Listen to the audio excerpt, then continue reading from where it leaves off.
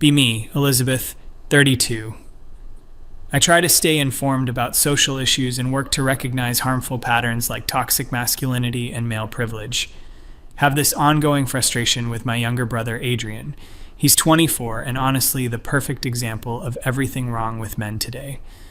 Adrian has been living with our mom for the past 3 years, dropped out of his engineering program junior year with some vague excuse about not being ready.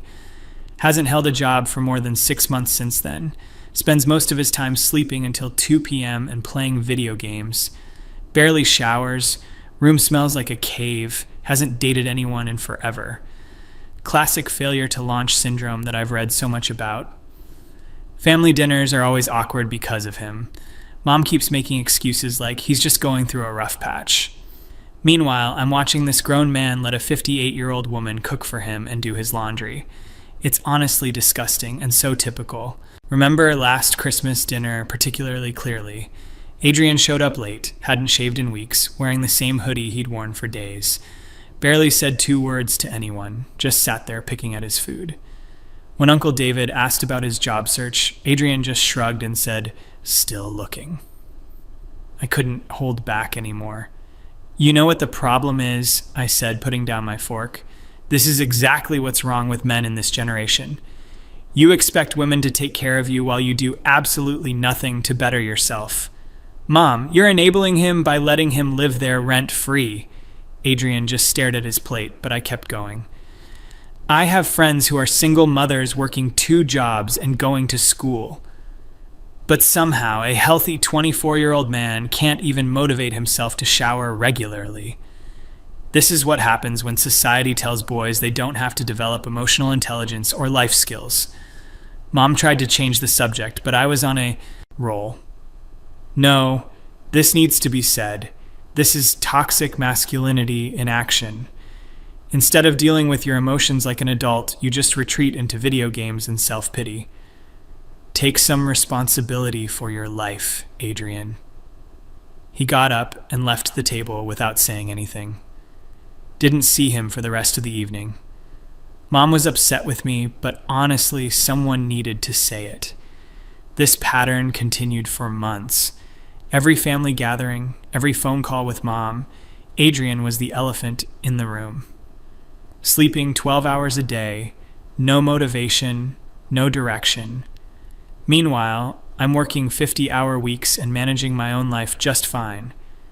Started bringing it up more directly when I'd visit Mom's house. "Adrian, you can't live like this forever. What's your 5-year plan? What are you even doing with your life? Do you realize how this looks? A grown man being supported by his mother?" He'd always give these weak responses. "I'm working on it," or "It's complicated," or just silence, which honestly made me more angry, because at least own up to your failures. Had a particularly heated argument with him last spring. Found him at 3 p.m., still in bed, curtains drawn, room smelling stale. "This is ridiculous, Adrian. Get up. This isn't normal behavior. When I was your age, I was working full-time and finishing my degree." He mumbled something about not feeling well. "You never feel well because you don't take care of yourself. You don't exercise, you don't eat properly, you don't have any structure. This is what happens when men aren't taught to be accountable. You don't understand, Elizabeth." "What don't I understand? That you've chosen the easy path? That you'd rather live like a teenager than face adult responsibilities?" Stormed out of his room feeling completely frustrated. Told Mom she was doing him no favors by coddling him. He needs tough love, not constant accommodation. This went on for literally years.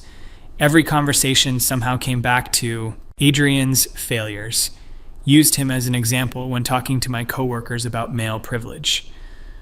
My brother is the perfect case study in how men expect the world to revolve around them.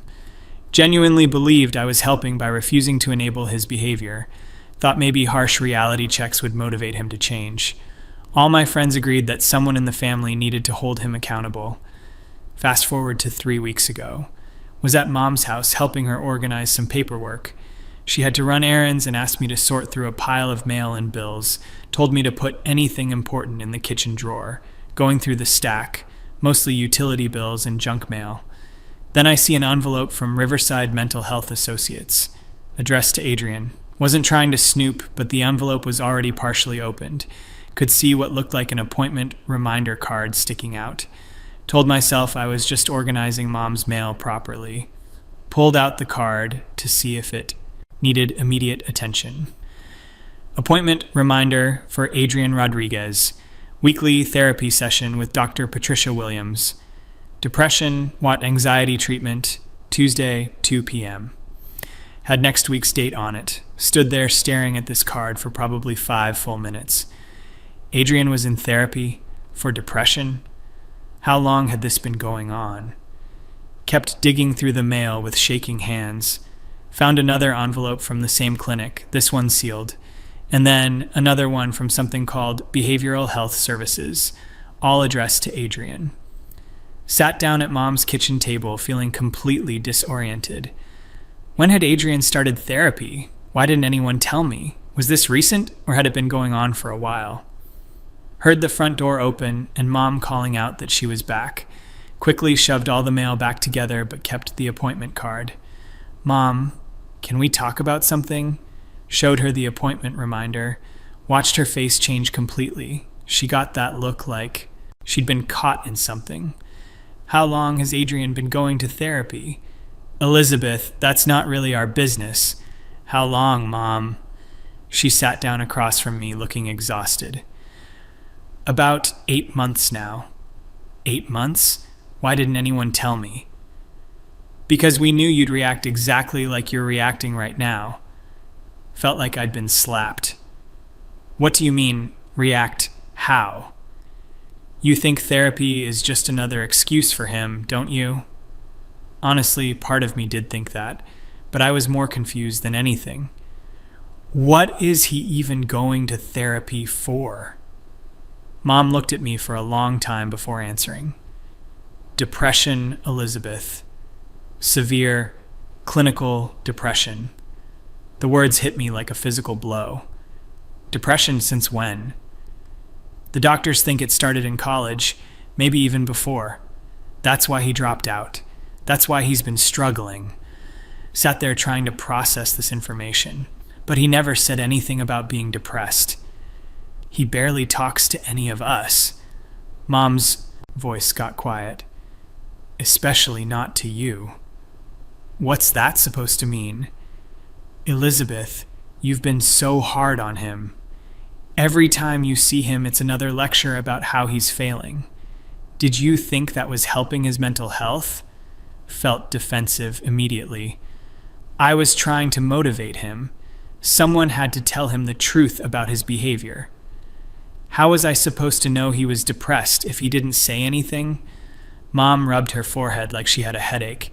He tried to tell us in his own way. All those times he said he didn't feel well, that it was complicated.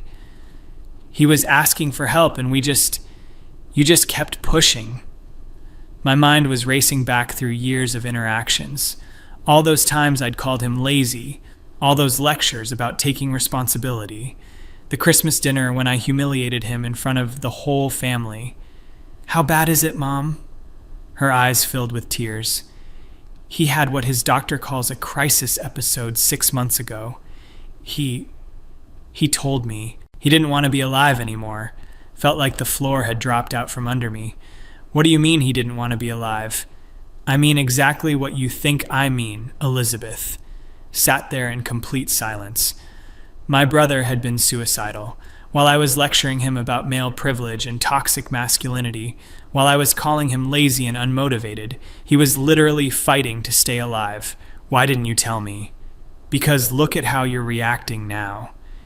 You're making it about you instead of about him. He specifically asked me not to tell you because he was afraid of your judgment.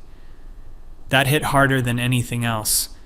My own brother was afraid to tell me he was struggling with mental illness because he knew I would judge him for it, because I had already been judging him for it. I need to talk to him. Elizabeth, I don't think that's a good idea right now. He's finally making progress in therapy. He's starting to feel a little better, but I was already heading upstairs. Needed to see him, needed to understand. Knocked on his bedroom door. Adrian, can we talk? Heard movement and then his voice, cautious. What about? I know about the therapy, about the depression. Long pause. Come in. Opened the door to his room. Hadn't really looked around in months because I was always too busy lecturing. Room was actually cleaner than I remembered. Bed was made, desk was organized. Adrian was sitting at his computer, looked like he'd been working on something. Mom told you? I saw your appointment card. He nodded and gestured to the chair by his desk. Okay. Sat down, feeling incredibly awkward. How long have you been depressed? Honestly, probably since high school. But it got really bad in college. That's why I couldn't finish. You never said anything. He laughed, but there was no humor in it. When? Between all your speeches about how I was failing at life? When exactly was I supposed to bring up that I could barely get out of bed? Felt my face flush with shame. I thought you were just unmotivated. I thought you were being lazy. I was trying to help. Help? His voice got sharper. Elizabeth, you told me I was everything wrong with men today. You said I was a failure to launch. You compared me to your successful female friends. How was any of that helping? Realized I had tears in my eyes. I didn't know you were sick. But would it have mattered? Would you have been nicer to me if you knew I had a diagnosis? The question hung in the air.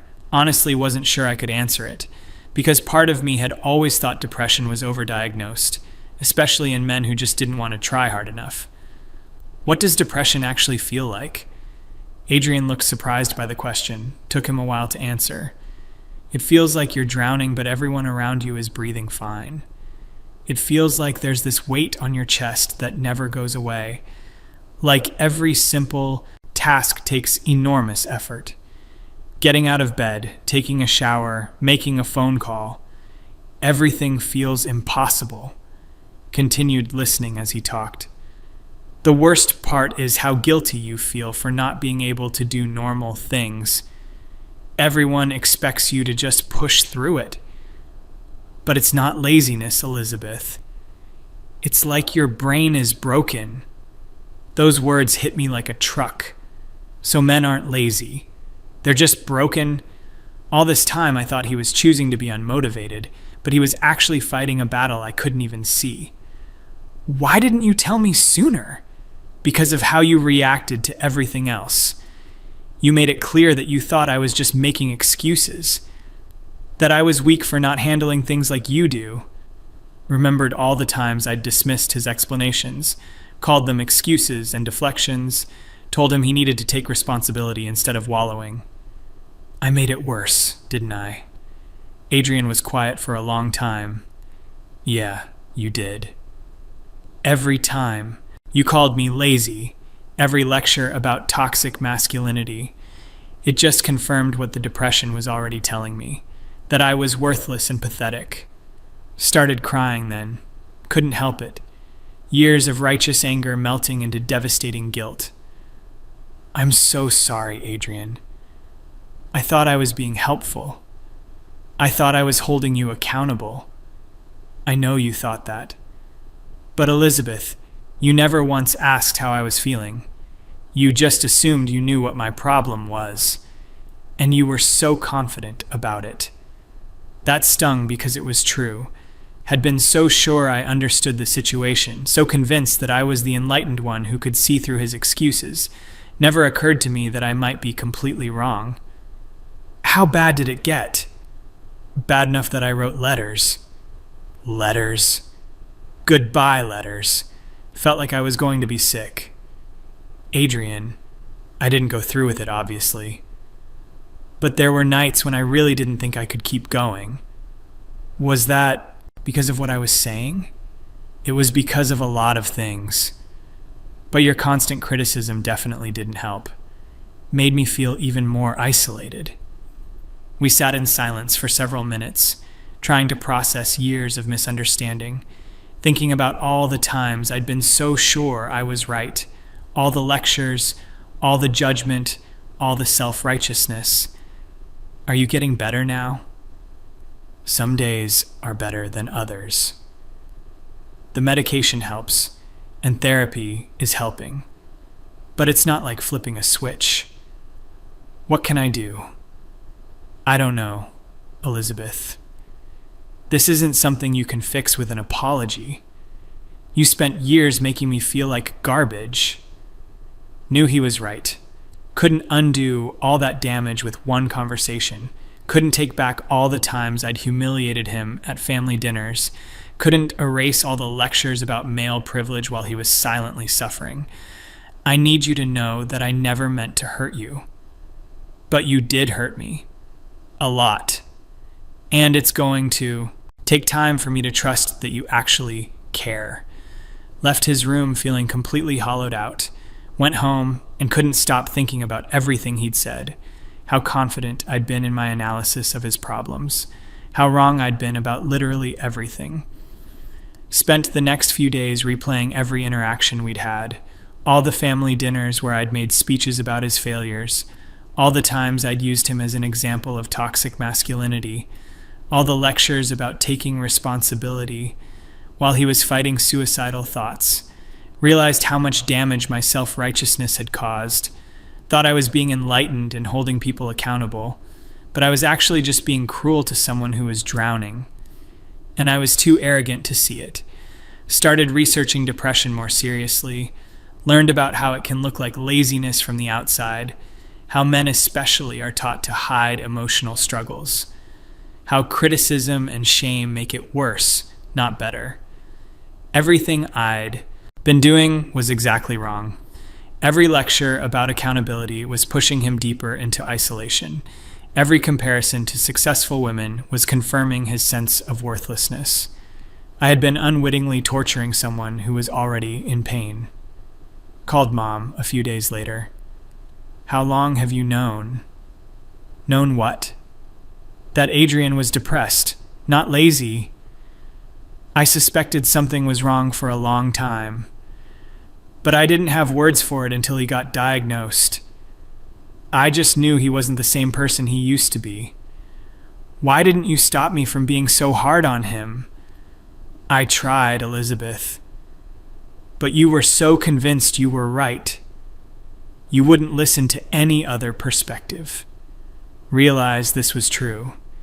Anytime Mom had tried to defend Adrian, I'd accused her of enabling, told her she was part of the problem, been so sure that tough love was what he needed. I've been a terrible sister. You've been a sister who cared but didn't understand. The question is what you're going to do now. Spent weeks trying to figure out how to repair the relationship. Couldn't just pretend the last few years hadn't happened. Couldn't act like one apology fixed years of judgment and criticism. Adrian had made it clear he didn't trust my sudden change of heart. Tried small gestures at first, texted him articles about depression that I was reading, asked Mom how his therapy was going, stopped making any comments about his lifestyle when I visited, but could tell he was still guarded around me. Conversations were stilted and careful. Could see him watching me, waiting for the judgment to return, waiting for me to slip back into lecture mode. Had dinner at Mom's house last week. Adrian actually came downstairs and ate with us. Looked better than he had in months. Was talking about maybe taking some online classes. Felt proud of him, but also devastated. Realized this progress was happening despite me, not because of me. He was getting better now that I'd stopped actively making things worse. That was a hard truth to face. How's therapy going? I asked carefully. It's good. Dr. Williams is helping me understand a lot of things. Like what? Like how to tell the difference between my own thoughts and the depression thoughts, and how to ask for help when I need it. Wanted to ask more questions, but didn't want to push. This was the longest conversation we'd had since I found out about his diagnosis. Didn't want to ruin it by being too intense. After dinner, Adrian helped clear the table. Elizabeth, Can I ask you something? Of course. What made you so angry at me before? Before you knew about the depression, I mean. Thought about it seriously. I think I was frustrated because I couldn't understand why someone with your advantages wasn't succeeding.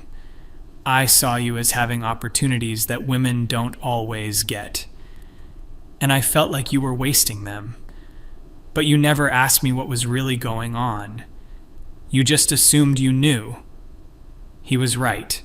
I had made assumptions based on my own worldview. Never considered that there might be invisible factors I couldn't see. I think I was so focused on gender dynamics that I forgot you were a person. You became a symbol to me instead of my brother, a symbol of male privilege and failure to launch. I stopped seeing your individual humanity. Adrian nodded slowly. That's what it felt like. Like I wasn't a real person to you anymore. Just an example of everything you thought was wrong with men. We've been slowly rebuilding our relationship since then. It's awkward and careful and sometimes painful. There's a lot of hurt that needs healing, and I have to prove that my change of heart is genuine. Learned that Adrian has been making real progress. He's working part-time now at a bookstore, still lives with mom but pays rent and helps with groceries. Taking 2 online classes toward finishing his degree. Has made a few friends through a depression support group. Most importantly, he's still alive. When I think about how close he came to not being here, how my constant criticism was adding to his reasons to give up, it makes me physically sick. Realized that all my feminist education never taught me about male-specific struggles. Never learned about how men are socialized to hide emotional pain.